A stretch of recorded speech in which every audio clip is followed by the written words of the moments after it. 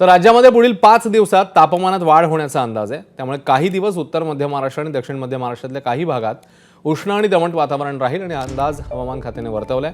सोलापूर आणि सांगलीत yellow alert देण्यात आलाय। सध्या कोरडं हवामान आहे आणि काही ठिकाणी उष्ण आणि दमट वातावरणाची नोंद होतीये। गेल्या काही दिवसांच्या तुलनेत राज्यातील कमाल तापमानात वाढ झाली आहे। त्यामुळे तीव्र उन्हाचा तडाखा नागरिकांना सहन करावा लागतोय। उत्तर मध्य महाराष्ट्रातील कमाल तापमानात लक्षणीय वाढ झाली आहे। विदर्भ आणि मराठवाड्यातही तापमान वाढलंय।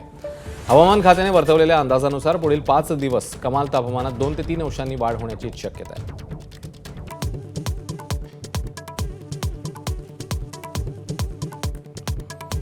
सूरसम्राज्ञी आशा भोसलेंच्या पार्थिवाचं चाहत्यांकडून अंत्यदर्शन, मुंबई पोलिसांकडून मानवंदना।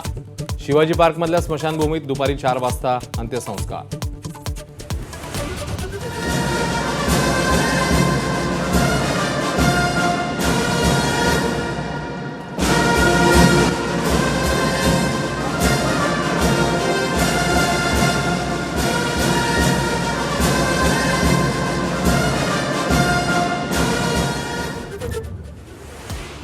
आशाताईंच्या पार्थिवाचं अंत्यदर्शन घेतल्यानंतर सचिन तेंडुलकर, रश्मी ठाकरेंना अश्रू अनावर, अभिनेत्री तब्बू, आशा पारेख, रितेश देशमुख, सुशील कुमार शिंदेंनी घेतलं अंत्यदर्शन।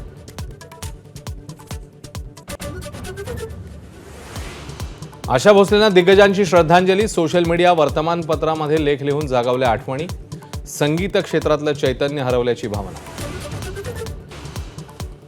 भोंदू खरात प्रकरणी ईडीची छापेमारी, राज्यात 11 ठिकाणी छापे, खरातच्या आर्थिक व्यवहाराचा ईडीकडून शोध।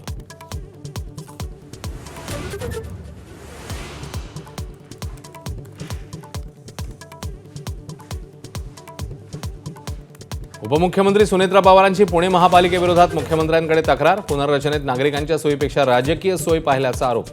मुख्यमंत्र्यांनी नगरविकास विभागाकडे मागितला अहवाल।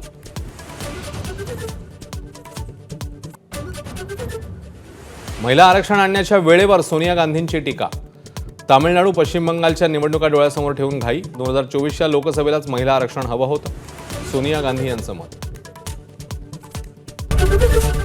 एबीपी माझा, उघडा डोळे बघा नीट।